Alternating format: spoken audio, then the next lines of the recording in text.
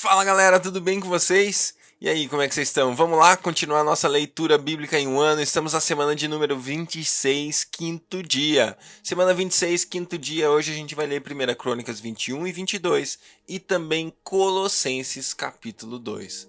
Deus Pai, obrigado por mais um dia de vida. Obrigado pelo seu amor por nós, Pai. Obrigado, Deus, porque a gente já está além da metade dessa leitura bíblica em um ano. Deus, valeu, Pai. Valeu porque a sua palavra está disponível, viva. A sua palavra é viva, Pai, nas nossas vidas. Nós queremos ela mais presente, Deus. Nós não queremos ser tolos, Deus, a ponto de ler a sua palavra e não a praticar. Ser como aquele homem que vai diante do espelho, olha a sua aparência, sai e logo se esquece daquilo que acabou de ver. Mas nós queremos, Deus, olhar para o espelho que é a sua palavra. Deus, meditar na sua palavra e ter as nossas vidas transformadas por ela. Por isso te chamamos e te pedimos, Espírito Santo, fala conosco hoje. Transforma as nossas vidas enquanto lemos a sua palavra, para que a gente possa ser cada dia mais parecidos com Jesus, cada dia mais assim como ele é, cada dia mais expressando a glória e a graça de Deus aqui no mundo. Pai, muito obrigado, fala conosco em nome de Jesus. Amém. 1 Crônicas, capítulo 21. Satanás levantou-se contra Israel e levou Davi a fazer um recenseamento do povo. E Davi disse a Joabe e aos outros comandantes do exército: Vão e contem os israelitas desde Berseba até Dan, e tragam-me um relatório para que eu saiba quantos são. Joabe, porém, respondeu: Que o Senhor multiplique o povo dele por 100. Ó rei, meu senhor, não são porventura todos eles súditos do meu senhor? Por que o meu senhor deseja fazer isso? Por que deveria trazer culpa sobre Israel? Mas a palavra do rei prevaleceu, de modo que Joabe partiu, percorreu todo Israel, e então voltou a Jerusalém. Joabe apresentou a Davi o relatório com o número dos homens de combate. Em todo Israel havia 1.100.000 homens habilitados para o serviço militar, sendo 470.000 de Judá. Mas Joabe não incluiu as tribos de Levi e de Benjamim na contagem, pois a ordem do rei lhe parecera absurda. Essa ordem foi reprovada por Deus, e por isso ele puniu Israel. Então Davi disse a Deus: Pequei gravemente com o que fiz. Agora eu te imploro que perdoes o pecado do teu servo, porque cometi uma grande loucura. O Senhor disse a Gade, vidente de Davi: Vá dizer a Davi, assim diz o Senhor: Estou dando a você 3 opções. Escolha uma delas e eu a executarei contra você. Gade foi a Davi e lhe disse: Assim diz o Senhor: Escolha entre 3 anos de fome, 3 meses fugindo dos seus adversários, perseguindo pela a espada deles, ou 3 dias da espada do Senhor. Isto é, 3 dias de praga, com o anjo do Senhor assolando todas as regiões de Israel. Decida agora como devo responder àquele que me enviou.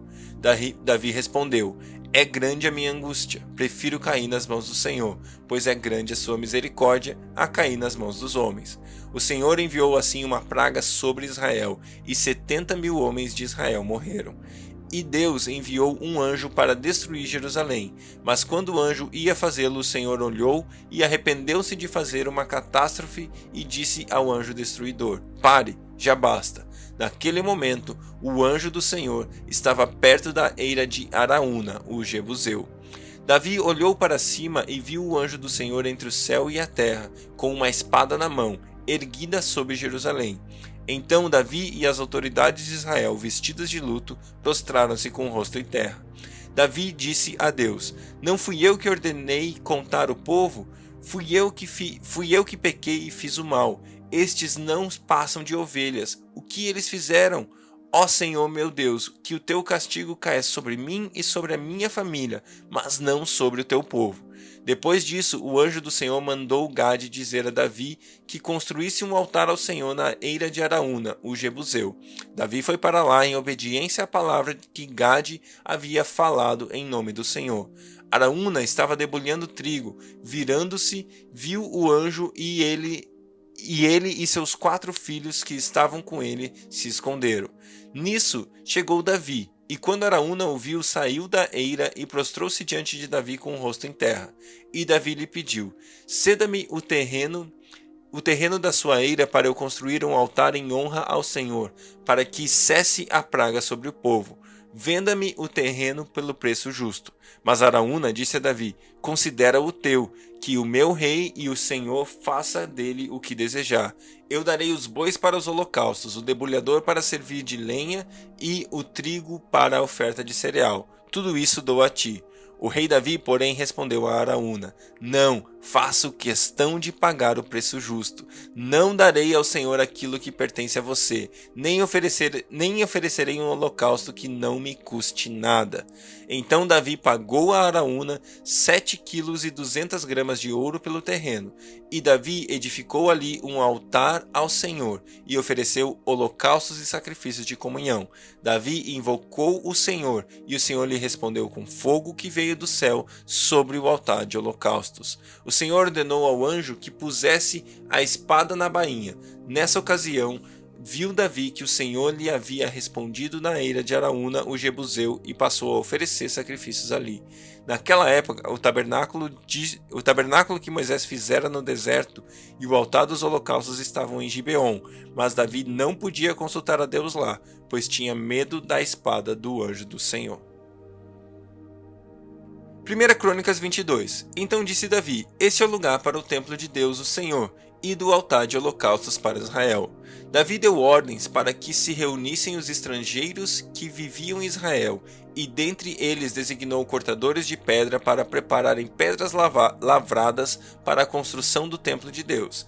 Ele providenciou grande quantidade de ferro para a fabricação de pregos e dobradiças para as portas, e mais bronze que podia se pesar. Também providenciou mais toras de cedro que se podia contar, pois os sidônios e os tírios haviam trazido muito cedro para Davi. Davi pensava: meu filho Salomão é jovem e inexperiente, e o templo que será construído para o Senhor deve ser extraordinariamente magnífico, famoso e cheio de esplendor, à vista de todas as nações. Por isso, deixarei tudo preparado para a construção. Assim, Davi deixou tudo preparado antes de morrer. Davi mandou chamar seu filho Salomão e ordenou que ele construísse um templo para o Senhor, o Deus de Israel, dizendo: meu filho, eu tinha no meu coração o propósito de construir um templo em honra ao nome do Senhor, meu Deus. Mas veio a mim a palavra do Senhor: você matou muita gente e empreendeu muitas guerras. Por isso não construirá um templo em honra ao meu nome, pois derramou muito sangue na terra diante de mim. Mas você terá um filho que será um homem de paz, e eu farei com que ele tenha paz com todos os inimigos ao redor dele. Seu nome será Salomão, e eu darei paz e tranquilidade a Israel durante o reinado dele. É ele que vai construir um templo em honra ao meu nome. Eu serei seu pai e ele será meu filho, e eu firmarei para sempre o trono do reinado dele sobre Israel. Agora, meu filho, que o Senhor seja com você, para que você consiga construir o templo do Senhor, o seu Deus, conforme ele disse que você faria. Que o Senhor dê a você prudência e entendimento para que você obedeça à lei do Senhor, o seu Deus, quando ele o puser como líder de Israel.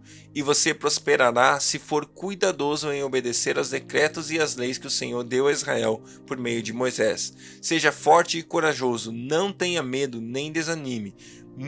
Com muito esforço providenciarei para o templo do Senhor 3.500 toneladas de ouro, 35.000 toneladas de prata e mais bronze e ferro que se pode calcular, além de madeira e pedra.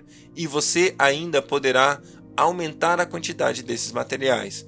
Você tem muitos trabalhadores, cortadores de pedras, pedreiros e carpinteiros, bem como especialistas de todo tipo de trabalho em ouro, prata, bronze e ferro.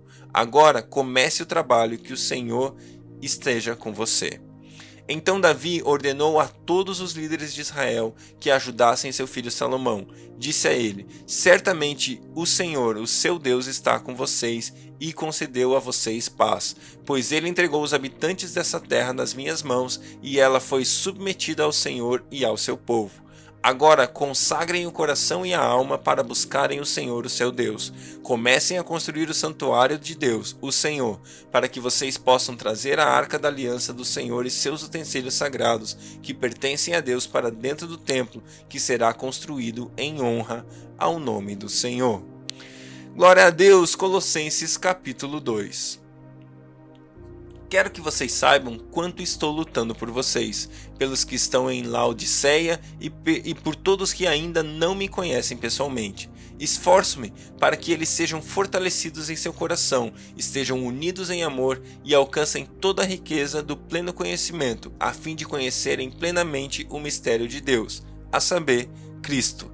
Nele estão escondidos todos os tesouros da sabedoria e do conhecimento. Eu digo isso para que ninguém os engane com argumentos que só parecem convincentes. Porque, embora esteja fisicamente longe de vocês, em espírito estou presente e me alegro em ver como estão vivendo em ordem e como está firme a fé que vocês têm em Cristo.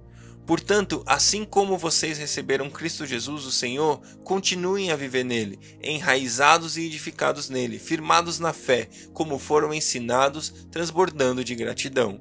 Tenham cuidado para que ninguém os escravize a filosofias vãs e enganosas, que se fundamentam nas tradições humanas, nos princípios elementares deste mundo, e não em Cristo.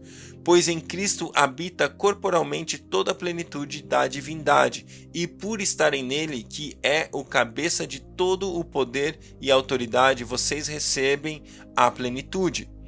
Nele também vocês foram circuncidados, não com a circuncisão feita por mãos humanas, mas com a circuncisão feita por Cristo, que é o despojar do corpo na carne. Isto aconteceu quando vocês foram sepultados com ele no batismo, e com ele foram ressuscitados mediante a fé no poder de Deus que o ressuscitou dentre os mortos. Quando vocês estavam mortos em pecados e na incircuncisão da carne, Deus os vivificou com Cristo. Ele nos perdoou de todas as transgressões e cancelou a escrita de dívida que consistia em ordenanças e que nos era contrária. Ele a removeu pregando-a na cruz, e tendo despojado os poderes e as autoridades, fez deles um espetáculo público, triunfando sobre eles na cruz. Portanto, não permitam que ninguém os julgue pelo que vocês comem ou bebem, ou com relação a alguma festividade religiosa, ou a celebração das luas novas ou dos dias de sábado. Essas coisas são sombras do que haveria de vir. A realidade, porém, encontra-se em Cristo. Não permitam que ninguém que tenha prazer numa falsa humildade e na adoração de anjos os impeça de alcançar o prêmio. Tal pessoa conta detalhadamente as suas visões e sua mente carnal a torna orgulhosa. Trata-se de alguém que não está unido à cabeça, a partir da qual todo o corpo, sustentado e unido por seus ligamentos e juntas, efetua o crescimento dado por Deus. Já que vocês morreram com Cristo para os princípios elementares deste mundo, por que, como se ainda pertencessem a ele, vocês se submetem às regras? Não manuseie, não prove, não toque. Todas essas coisas estão destinadas a perecer pelo uso, pois se baseiam em mandamentos e ensinos humanos. Essas regras têm, de fato, aparência de sabedoria com a sua pretensa religiosidade, falsa humildade e severidade com o corpo, mas não têm valor algum para refrear os impulsos da carne. Glória a Deus pela sua palavra. Que Deus abençoe o seu dia e até amanhã.